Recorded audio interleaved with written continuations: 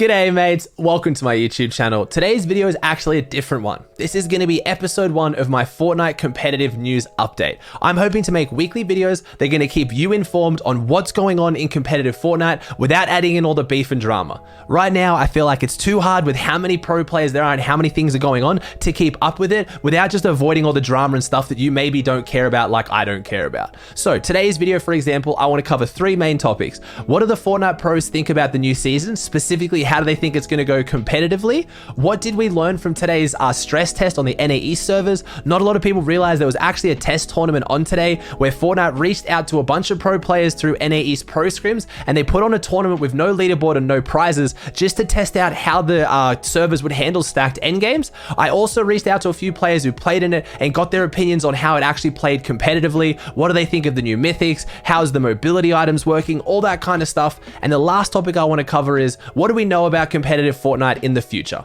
When a tournament's coming back, what are the tournaments going to be, scoring format, all that kind of stuff. So if you guys like this style of video, please chuck a like on it. Let me know in the comment section down below. It helps me a lot so I know what content to make on my channel. And if you do enjoy it and you want more of this content, please consider subscribing, and I hope you enjoy the video. Let's talk about what do the pros think about this new season. What are they looking forward to? What do they have issues with? And just their overall thoughts, because there's a lot of pros giving a lot of thoughts out there, and I just want to give you a general gist of it and pick out a few people that I think are really important and had really good takes on it, and then give you my opinion on it as well. So basically, the general consensus seems to be when you talk to people like Benji Fishy or Clicks, they're loving the new season for how fun it is, playing arena solos, having pumps back, having combats back, having boogie bombs, bounce pads, all this crazy stuff is a lot of fun.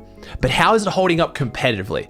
Let's break down a few issues we have with the current season with a few clips to spice it up just to show you what I'm talking about. Let's talk about boogie bombs. Now, the one clip that exemplifies the biggest issue we're gonna have this season with boogie bombs is from Paper.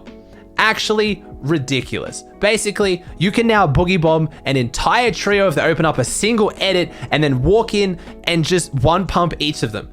If your whole team runs in and gets set up for the one pump as well, you're even more set, but 7 seconds is how long they dance for. And if you hit all 3, they can't reset any of their builds. So you can hit them again with another boogie bomb.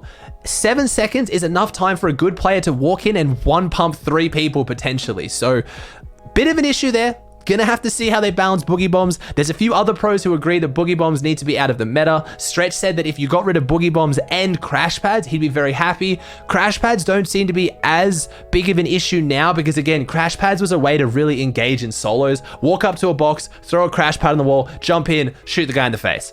Pretty easy way to pick up an elimination, ruined a lot of people's tournaments endgame, but trios, that's not going to be as big of an issue. So I feel like things that are really only strong in solos aren't going to cause as much of an issues in this current season as we're in a trio FNCS season. But at the same time, boogie bombs, kind of an issue for both. Right now, even in solos, if you're cranking up for high ground and you leave your toe exposed, you're going to get hit with a boogie bomb and you're going to get lined up with a one pump. It's insane. But the second thing we have to talk about that a lot of pros are talking about, which is the biggest issue with the current competitive season, chest spawns are no longer 100% spawn rate. So what that means is right now, if you go into a roof that has a chest spawn chance, there is a 50% chance or less by the look of it that it won't be there. I don't have to explain why this is absolutely terrible for competitive Fortnite, and almost everyone agrees it needs to be reverted. And if it is changed back to the way it used to be, we have one of the best competitive seasons on our hands ever. Now, I reached out to a bunch of pros. I put out there on Twitter. I am personally very against this. I haven't been this vocal about having an issue with something with competitive Fortnite before. Why? What is the reason for this? I have to assume there's a reason why Fortnite does the things they do, and I've been given 2 answers, both of which I don't fully agree with, but the answers that I've seen to be getting from pros who do agree with it, but also people who can talk from Epic's standpoint, is to stop drop splitting. So the issue is that in past tournaments for competitive Fortnite, we know we've had some issues with players splitting drops. You go to a drop with a teammate, you guys have very clear defined where you're going to loot. You loot those 5 houses, I get these 5 houses, we rotate out, we don't shoot each other. It is a big issue in competitive Fortnite, and it's very, very hard to stop. But A, that's only an issue in solos, stacked solos, custom solos, which it looks like we're not going to have this season, so we don't need that. And B, that's still going to happen with 50% chest spawns. You can't really stop that. People are still going to jump in Discord calls with each other, and they're still going to talk about their loot and have all those issues, but now you've just screwed everyone else as well. I can see one advantage I will give is that maybe It'll cause some more early game fights that are a little bit more interesting. Maybe we're going to see those shambles fights break out in tournaments we don't normally see, and that could be more exciting. But overall, it's just adding a massive RNG element to the game that I don't think anyone wants. The second reason I've been given for why they might do this is because they want that. They want that RNG luck element in the game. They want little Timmy to be able to get the pump shotgun and Booger to not get the pump shotgun, and now Booger dies to little Timmy. No one wants that from a competitive Fortnite standpoint. I don't think any diehard or solid fan of competitive Fortnite agrees with that mentality. The better player should win in every scenario. There's already enough luck in Fortnite as a battle royale. You don't need to add chest spawn luck in there as well. Not to mention what it's causing for trios. It's leading to a massive, massive scarcity of shield on the map. Currently, if you're a trio and you're contested, even at a major, massive POI, you still walk out with next to no shields after you win the fight and use your shields. You walk into a team that hasn't fought on spawn and they're going to clean you up because they've got extra utility and extra shields. We need 100% chest spawn back for this season to be one of the best seasons we've ever seen. Now, let's talk about the mythics. How big are the mythics causing issues for the current season? Now, most people are agreeing the mythics aren't too big of a deal. You have Groot's Bramble Shield, which endgame does break builds and it's invulnerable and it heals you, but it breaks really easy and it's a little bit clunky. We also have the Silver Surfboard. It gives you glider redeploy and it breaks through builds, but that's about it. Really not that strong. It's quite glitchy. Don't think it's going to be a huge issue. Now, Doom's Gauntlet and Doom's Arcane Bomb, I think it's called. You know what I'm talking about. Just big friggin' spirit bomb, throw it at the wall, yeah. Are those going to be an issue? I thought no. I thought from looking at them, it wasn't going to cause too much of an issue. It wasn't going to be a big deal, but it looks like it is. So after talking to Chap, who played in the tournament today that I'm going to talk about in a little bit, he said that Zayd's team that was dropping there, they only walked out of spawn twice with it, and they came first and second when they did. And this makes sense. When you think about the gauntlets being infinite ammo and they do splash damage to walls, you can literally just sit there and just shoot lightning bolts at everyone beneath you and just break all their builds and cause so much pressure. So they're going to be an issue, I think, in stack lobbies. In unstacked lobbies, though, I'm not so sure. You still have to get high ground, which unless you're a very experienced team, it's not like the caddy launcher. It doesn't give you that much advantage for actually getting high ground. And in an unstacked lobby without a whole bunch of tarps beneath you, I don't think it's going to be as strong. So maybe a little bit of tweaking needed, but at the same time, it's going to be like caddy launcher where you need to consistently live with the mythic to put it to use. So I'm not really sure if it's going to be too much of an issue. So overall, looking like this season is one of the best we've ever seen. If they revert the chest changes, a lot of players would like to see boogie bombs and crash pads taken out. They're not going to completely ruin the season, but it's going to be one of those items like heavy snipers that are just going to cause a lot of frustration for players. Now, let's talk about what do we know about server stability and how the end game's looking in the current season, because that's what we learned about from today's tournament on NA East. So not a lot of people realize there was actually a trios tournament on today in the NA East region. It was called the Test Event, and basically what it was Fortnite reached out to NA East Elite Pro Scrims, which is the top 100 pro players in NA East, and they said, we want to put on a tournament with no prize money and no leaderboard, but we want you guys to play it as best as possible for practice, as if you were going to play in Trio FNCS Grand Finals, and let's see how the servers hold up. Now, hold your breath. They held up all right. Actually pretty good. I've watched the games myself. I've talked to a whole bunch of pros that are playing in them, and overall the server stability looks pretty damn good, because right now server stability coming out of last season, I don't think a lot of us had a lot of hope. That was one of the worst seasons we've seen for lag. There was a whole bunch of rubber banding. There was a whole bunch of issues of builds not placing, stuttering, jumping around, and that was caused by a few reasons that we don't have in this current season. So it's looking pretty good. Most of the people I've talked to who I trust on a tech level, not just people who say, Epic, buy more servers, just get better servers. The people who actually know what they're talking about usually say that right now the servers are pretty much as good as they're going to get from Fortnite. The issue with why we have more lag these days in Fortnite than what we used to have was because of things they've added that take up more server capacity, like AI. Adding AI, which is obviously artificial intelligence, that's talking about henchmen, marauders, sharks, anything that's in the game that's a robot essentially that the players aren't controlling, it takes up a lot of data. So think about last season. We had 3 mythic drops. We had Authority, we had Caddy Corners, and we had Fortilla. Combined between all of them, I reckon you were looking at like 70 or so henchmen, and then you add marauders into the list. So you probably have about 20 or 30 marauders running around the map that people didn't kill. That's almost 100 AI that are running around taking up server capacity that you just don't need. Look at the current season, we have 4 Quinjets that have 5 robots at each of them, which is 20 total, and no marauders.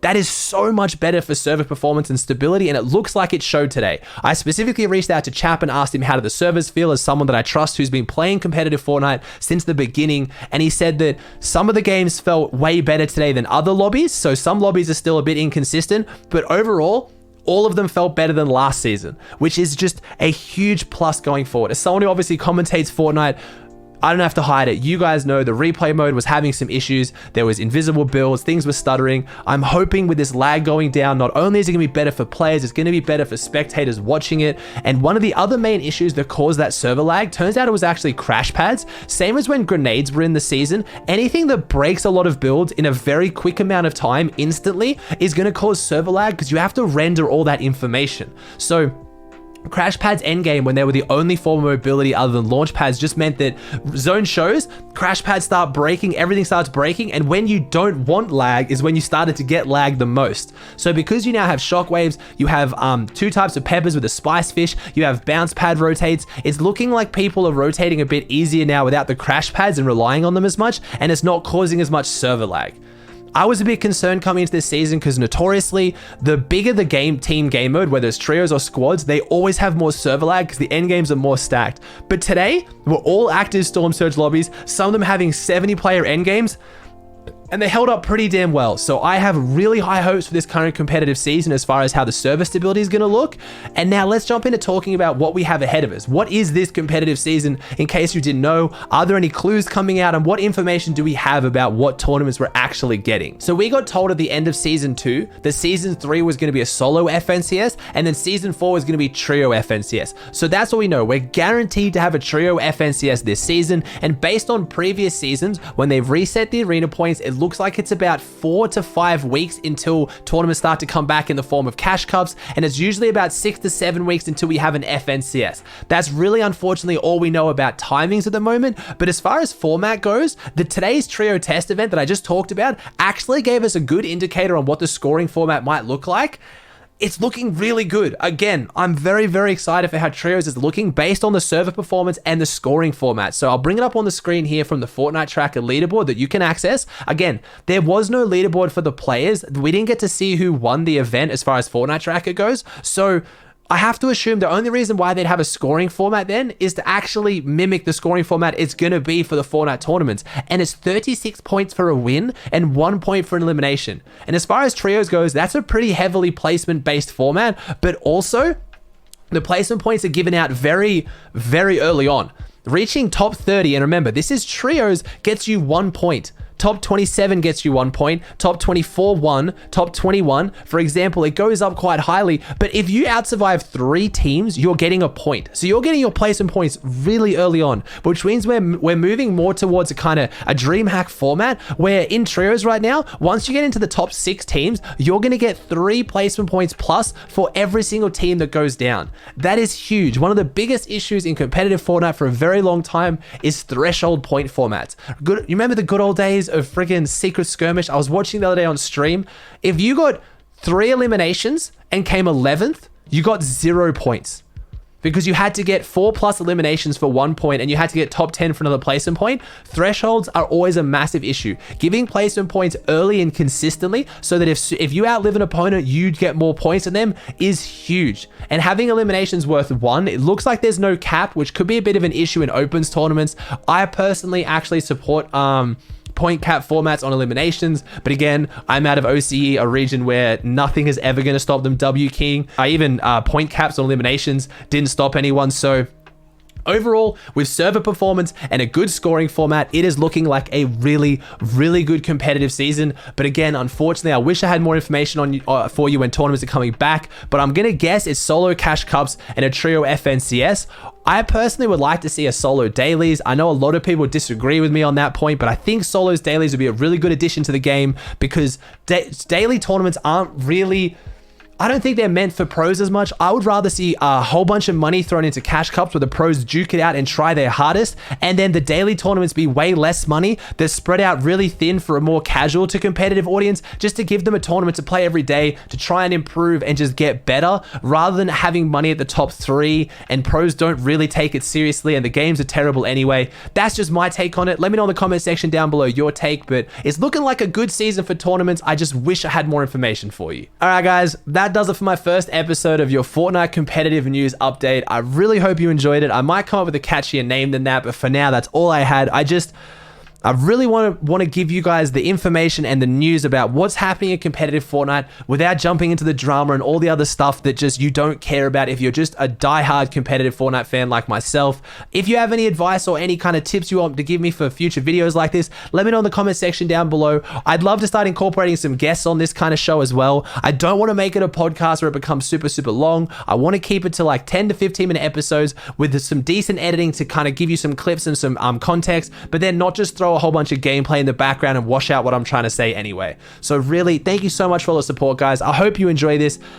Even if these don't pull insane massive views, I think it's going to be just like a passion piece for me of just content I like making. So hope you enjoyed it. If you did, please chuck a like on it. Please subscribe to the channel if you haven't, and I'll see you in the next one.